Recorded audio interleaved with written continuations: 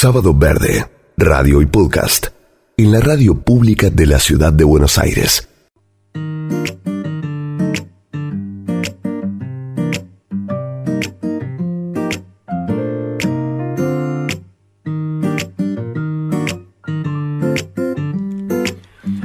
Y seguimos sumando voces, en este caso en vivo. Dafna Nudelman está despierta a esta hora para atendernos y ella es graduada de la Facultad de Arquitectura, Diseño y Urbanismo de la Universidad de Buenos Aires. Está especializada en Economía Ambiental y Desarrollo Sustentable.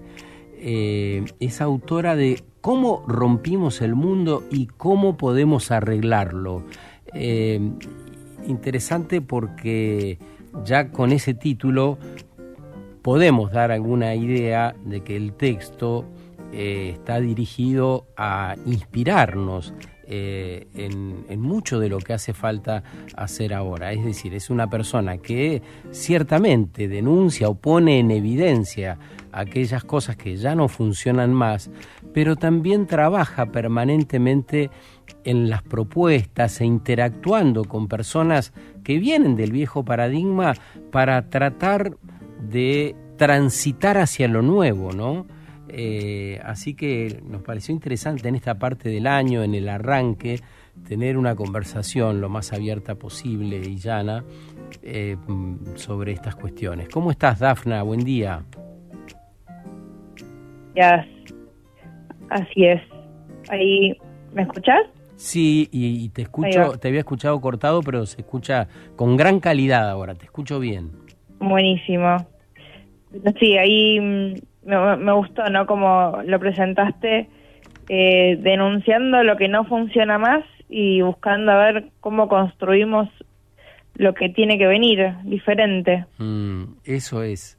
¿Qué destacarías como lo más relevante de aquello que no funciona más? ¿Cómo lo nombrarías de un modo simple y que todos de algún modo lo tenemos bien a la vista, pero a veces no lo podemos nombrar porque está tan naturalizado un modo determinado de hacer las cosas o de consumir que pasa de largo, ¿viste? Total, sí, siento que si lo tenemos que como definir, pasa un poco por esta fantasía del crecimiento infinito, ¿no? Como que está muy arraigado, es muy normalizado y lo vemos como que sí, es digamos incluso el aspiracional, esto de estar siempre pensando en más, que hay ahí también una trampa un poco, por eso siempre es complejo hablar de esto porque como estamos hablando de más, es muy relativo, ¿no? O sea, más que qué.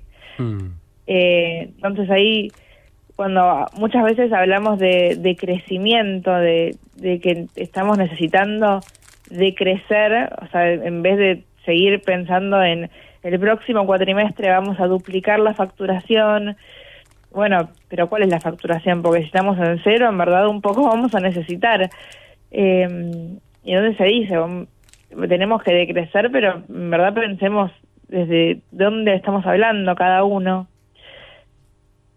Y a mí me gusta también pensar en que sería bueno crecer en calidad, ¿no? En la calidad de nuestras conversaciones, en la calidad de los productos que usamos, no sé, pienso en lo más simple, claro. en la ropa, qué sé yo. Bueno, este crecimiento siempre es muy cuantitativo, ¿no? Creo que estaba pensando justamente entre si responder por ahí o por la cuestión donde lo económico es lo que prima siempre por encima de otras cosas, sí, como estas cosas que no funcionan. Y creo que sí está bueno, es como bueno, en vez de sacarle el foco a la cantidad y pensarlo más en la calidad en todo, ¿no? Estamos ahora también como muy inundados de las redes sociales, que tiene que ser más rápido, más números pero vacíos. Entonces, ¿qué pasa con la calidad? Está bueno.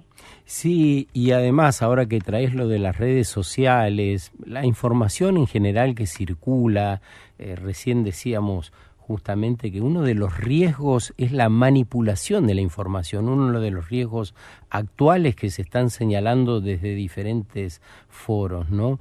¿Cómo hacer para contarnos lo que realmente hace falta saber, lo que necesitamos conocer? ¿Cómo acercar esas herramientas que en las cuales necesitamos entrenarnos para una vida que definitivamente es más compleja porque ofrece estas variables, pero para un desafío inigualable? Ya en el arranque vos hablabas de la fantasía del crecimiento infinito, desanudar todo eso y pensar que en eso habrá valor, que en la escala hacia abajo, no siempre necesariamente hacia arriba, podemos reencantarnos con la construcción de sociedades. Es todo un desafío de este tiempo, ¿no? Y de la comunicación. Y de la comunicación totalmente. Es un tema. Bueno, yo justo pensando un poco en esto de las redes sociales y los desafíos, me di cuenta que realmente hay ciertas redes sociales que me estaban haciendo muy mal. Puntualmente Twitter, ¿no? Y el año pasado logré porque es algo con lo que luchaba, por una red que también tenía como cierta adicción, pero ya esa adicción me estaba haciendo mal. También siento que cambió un montón y logré dejarla. Y ahora estoy repensando, ¿no? Otras redes para tratar de entender cómo, porque siento que estamos un poco secuestrados. Yo me siento un poco como rehén de lo que quiere el algoritmo, porque es lo que me ofrece y es lo que yo tengo que ofrecer. También le digo como creadora de contenido, pero obviamente como usuaria, porque no, y esto creo que a todos nos pasa, ¿sabes? Si incluso cuando entro buscando algo puntual, el algoritmo me atrapa. Ya termino de, no, pero yo qué bien entrado, viste, cuando como si fuese que entro a buscar algo a la heladera y no sé qué es lo que estoy buscando, y yo sabía qué es lo que estaba buscando, pero de repente terminé buscando cualquier otra cosa. Siento que tenemos nuestra atención completamente como secuestrada, y es un tema, porque incluso nos afecta a nivel neuronal, a nivel neurológico, de cómo después estamos usando la atención para otras cosas. Eso me parece que es como preocupante, porque incluso tiene mucho que ver también con esta cosa de no estar o no poder pensar en qué es lo importante, y muchas veces también este escapismo de alejarnos de cualquier cosa que sea un poco compleja, un poco incómoda, y la verdad es que hay mucho de incómodo en repensar qué es lo que está funcionando mal y cómo tenemos que cambiarlo. Es central eso, porque claro, el cambio de hábitos, el que sea, ¿no? Desde el más mínimo, no sé, tenés alguna enfermedad y necesitas cambiar la dieta, un aspecto de tu dieta determinado, y ya suele ser un problemón para todos nosotros, y vamos al médico a que trate de minimizar esa posible restricción, ¿no? Así que imagínate pensar en un mundo sin combustibles fósiles o con menos uso de combustibles fósiles hoy. Se nos rompe la cabeza y, como vos decís, claro, tendemos a esa evasión que las redes propician. Ahora, volviendo a la generación de la comunicación, ¿crees que se acaba el mundo de la comunicación masiva y empieza a desarrollarse todo un ecosistema de una comunicación un poco más acotada, quizá diferente, hacia personas o grupos determinados, pero de una escala infinitamente menor a la que pensábamos hace 10 o 15 años, cuando la tele abierta, por ejemplo, pretendía llegar a audiencias masivas? Bueno, después Netflix también, y fíjate que todas esas plataformas, inclusive las series, han mermado las audiencias, porque las personas no tienen disponibilidad y puede aparecer parte de esto que vos contaste que te pasó con una red social, ¿no? Sí, quizás lo que se hace es como que se especializa mucho más, en vez de dirigirnos a algo tan más masivo y general, un poco diluido porque tiene que gustarle a todo el mundo, se empiezan a generar como una atomización de propuestas mucho más de nicho. Entonces, cada uno sigue consumiendo algo, pero consume algo que le habla mucho más particularmente. Y también así quizás de alguna forma, no sé, siento como que también es más fácil entrar por ahí, a cada uno entrarle por alguna forma diferente y después quizás cómo se empiezan a difundir las noticias falsas.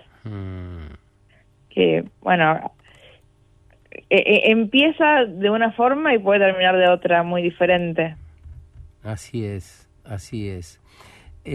¿Seguís con tu campaña referida a bajar el consumo de envases de lo que sea? Estamos hablando con Dafna Nudelman, la loca del tupper, figuraba en redes sociales, no sé si sí. Ahora estás Sí, sigo. Menos en Twitter nos decías, ¿no? En Twitter simplemente comento que ya no estoy escribiendo en formato corto, escribo en formato largo en el mail, en el newsletter. Mira. Pero como que no estoy en el día a día, ¿viste? Claro. Ahí todo el tiempo respondiendo y leyendo, que es un loop infinito. Pero sí, digamos, mi activismo, digamos, contra los descartables o contra las cosas de un solo uso, sean de plástico o no, sigue ahora mucho más enfocada también en lo que llamamos el activismo imperfecto, ¿no? Entender que... ¿Cómo es? Y es que, o sea, por un lado, esto a mí me pasa porque ahora me atraviesa en todos los aspectos de la vida, el perfeccionismo, y yo logré entenderlo con el activismo, pero me cuesta entenderlo en todo lo demás. Pero bueno, nos pasa esto de que muchas veces la búsqueda de la perfección o la aspiración, el aspiracional de que si voy a hacer algo lo tengo que hacer perfecto, ya sea, como vos decías recién, cambiar la dieta, ejercitarme o cualquier cosa tengo que hacer perfecto. Y uno tiene en su mente como, ¿qué es perfecto? Y perfecto es muy difícil. Perfecto es prácticamente imposible. Entonces muchas veces es como, así como el aspiracional decir, bueno, no, pero si yo tengo que hacer una vida sustentable, una vida con menos desperdicio, una vida con menos basura, una vida más con menos impacto ambiental, me tengo que ir a vivir al monte y vivir con el ciclo del sol y no tener más luz y no tener más internet, y terminás como quizás embalado en esa, y decís, bueno, entonces como eso no va a pasar, no hago nada, ni siquiera voy a separar los reciclables y ni siquiera voy a repensar un poco mi dieta. O sea, como no puedo llegar a 100, no empiezo ni a caminar, no empiezo ni por el 1. Está bueno, el activismo de lo posible podríamos llamarlo también, ¿no? Totalmente, exacto. Es como, bueno, no me concentro en lo perfecto, que es imposible, porque eso me paraliza. Y además, lo que yo planteo un poco de esto es el mensaje de mi charla TED también, que es como, no solo me paraliza, pero también es inútil. O sea, no le sirve a nadie. Al mundo, ni al mundo, ni a uno mismo le sirve que lleguemos a esa perfección. Como no va a pasar, además. Pero tampoco sirve la búsqueda. Si llegáramos en algún momento a ese punto de perfección, igual no cambiamos el mundo. ¿Y la loca del tupper surgió de algún episodio en particular o fue una autorreferencia con la cual designaste nombrarte para activar en redes? Sí, surgió de un episodio particular, como una epifanía, podríamos decirlo. No, porque yo ya era la loca de muchas cosas, ¿viste? Cuando un poco lo que es contrahegemónico, ir en contra de la corriente. Sos loco. Sos loco, claro. Entonces yo ya era la loca del reciclado, la que determinaba en las fiestas y se quedaba juntando las latitas, las botellitas y se las llevaba a la casa, y ya juntaba, o sea, y ya iba con mi botellita, con la bolsita, e iba rechazando. Que ya es un poco loco, cada vez menos, pero un poco loco es porque te siguen ofreciendo la bolsita gratis y te plantean, o sea, si lo rechazás te siguen diciendo, pero es gratis. Y sí, pero no es no porque me lo vas a cobrar, no la quiero. Entonces yo ya iba rechazando todo, era la loca de muchas cosas, y también era la loca de la cucharita. Cuando iba a tomar helado, le decía sin cucharita, sin cucharita, sin cucharita al heladero. Y se lo repetía muchas veces porque no sé si alguna vez han intentado que pedirles a rechazar la cucharita en la heladería.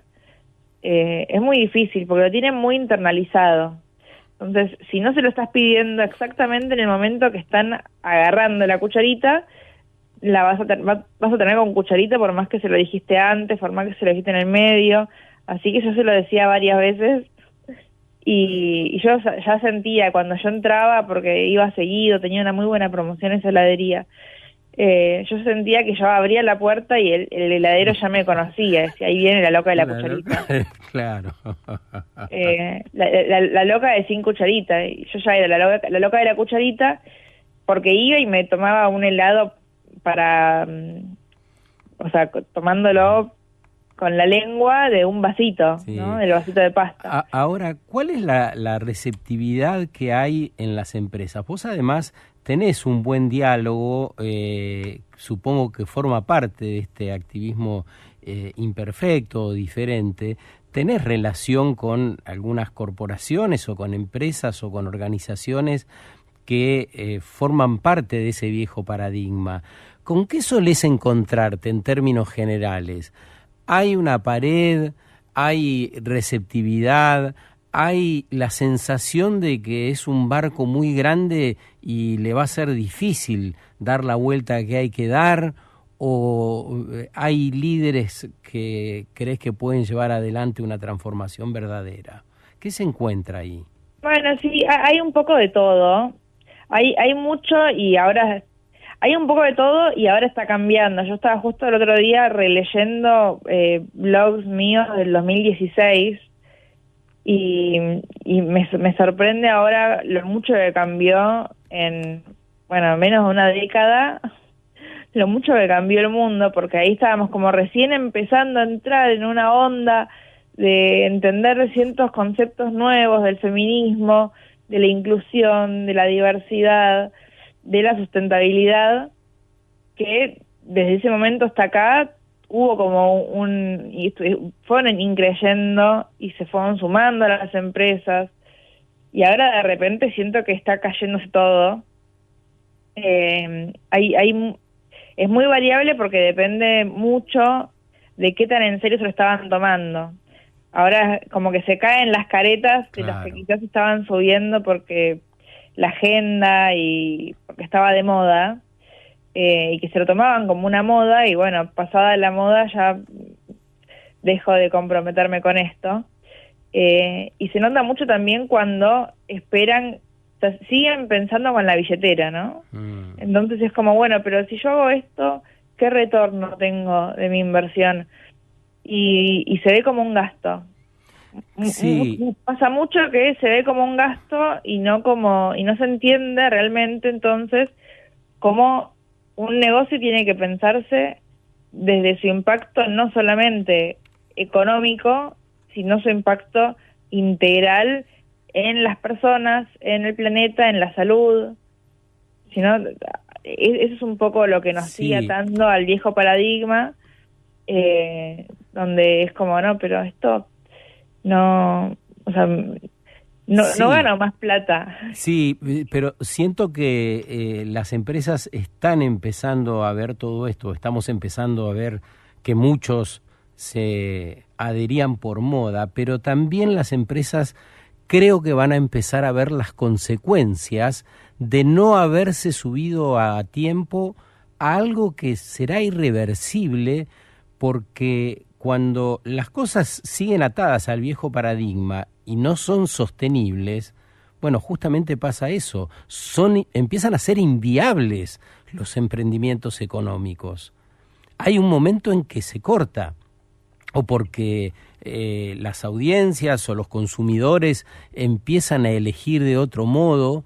¿Has visto la cantidad de dietéticas que no hay, no solo en la Argentina, sino en todos los pueblos de la Argentina, los más chicos inclusive? Lo pongo como ejemplo de que estamos pensando en una vida más saludable. Entonces no es tan fácil, me parece, hoy venderte un producto que tenga demasiados componentes así nomás. Yo no sé si la gente se lleva así desaprensivamente los ultraprocesados. Ya no hay una mirada un poco diferente. ¿Qué eso ves sí, vos? capaz. Que creo que eso sí cambió un poco más y quedó, pero tampoco tanto. Siento que es difícil porque siento que hay muchas batallas que hay que seguir dando. Bueno, de hecho, digo, no... Hay un sector social y político que está muy disconforme, por ejemplo, con la ley de etiquetado, Sí. no porque es perfectible y la quieren mejorar, sino porque les enoja que afean el packaging. Digo, eso pasó en su momento cuando se instauró, pero sigue pasando ahora, entonces la intención es volver para atrás. Siento que nosotros lo vemos de cierta forma, y así como nos acusan de que no lo vemos, tampoco ellos lo ven, lo que nosotros vemos. Acá hay una cuestión de desencuentro de miradas. Ojalá fuera así. Yo siento que hay un cambio. No sé si esa insostenibilidad que es totalmente, es algo que quede tan en evidencia para todos. Uh-huh. Lo cierto es que, para concluir, podríamos decir, tenemos todo un año por delante para trabajar, para activar del modo que uno crea conveniente, para informarnos, para desbrozar. Me parece que es un buen tiempo para justamente eso, ¿no? Para ir separando la paja del trigo, decían en el campo, para estar un poco más activos, más despiertos. Activar es eso, ¿no? Despabilar. Así que te invito a un mensaje final sobre eso, sobre esa posibilidad que tenemos como personas, ya no como ciudadanos, si querés, como personas, como humanos que sentimos y que tenemos posibilidades de transformación. Totalmente, sí, creo que es importantísimo, y es la parte más difícil quizás en esto, o como retomando con lo que hablamos al principio, con esto de la aceleración, las redes sociales, y estar tan metidos en un mundo en el que muchas veces buscamos la evasión, es la importancia de un poco de autorrazón, un poco de como de autorreflexión, de detenernos, de quizás tratar de como frenar el automático y repensar para qué estamos haciendo, qué es esto, en qué estoy, cuáles son. Bueno, es un poco también el ejercicio que un poco invita esta época del año, ¿no? De, bueno, empezar a ver un poco cuál es la cosecha de todo el ciclo anterior, y repensar un poco con más intención qué voy a sembrar, cuál va a ser mi objetivo, en todo sentido, ¿no? Qué es lo que quiero también como limpiar y compostar. Hay como una parte del ciclo de la vida y que nos pasa con relaciones, con vínculos que quizás ya no están dando frutos, que quizás están exigiendo más energía de nosotros de la que es sano para nosotros. O sea, hay vínculos que quizás Cari, tenemos tenemos que compostar y bueno, ver cómo se reinventan muchas cosas. Tenemos un mensaje de final, estamos muy justo sobre la hora, pero ahí va, a ver qué decís. ¿Es posible llevar un tupper para cada compra? Para el helado, para la carne picada, para las uvas, nos dice y nos pregunta Florencia de Almagro. A ver, aprovechemos ya que entró el mensaje. Bueno, tendrían que ser diferentes, ¿sí? ¿Por qué no? O sea, es más que nada organizarse cuando uno sabe que va a hacer la compra. O sea, si yo sé que voy a comprar el helado, o sé que voy a la carnicería, o sé que voy a la panadería, salir con el tupper en vez de salir con las manos vacías. Y es un poco lo que nos pasa también cuando vamos a comprar comida por peso o a pedir la comida para llevar.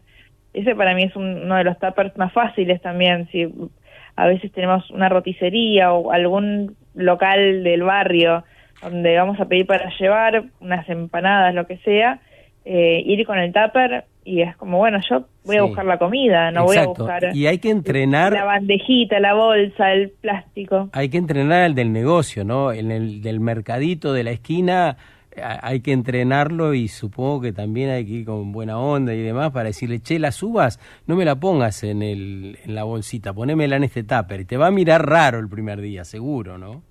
Claro, bueno, yo por eso digo soy la loca del tupper porque eso es lo raro, pero yo con mucho gusto me saco el nombre, me lo cambio y soy una más del tupper cuando esto pase a ser algo más menos extraordinario, ¿no? Pero sí, totalmente. Bueno, muchas gracias, Dafna, por este rato con nosotros. Te mandamos un abrazo grande y bueno, te seguimos entonces en redes. Siempre es bueno leerte o escucharte, estar cerca. Un gran abrazo. Muchas gracias, Sergio. Bueno, que tengan muy buen programa, muy buen día. Gracias. Dafna Nudelman, se la conoce en redes como la loca del tupper, porque justamente desde hace mucho tiempo nos invita a usar menos plásticos, menos envases, menos envolturas para lo que sea, y tiene un recorrido ya en otros ámbitos de profundidad para cambiar el paradigma, para poder pensar justamente sobre esos nuevos modos. Es un diseño, bueno, ella estudió arquitectura, diseño y urbanismo en Buenos Aires, en la universidad.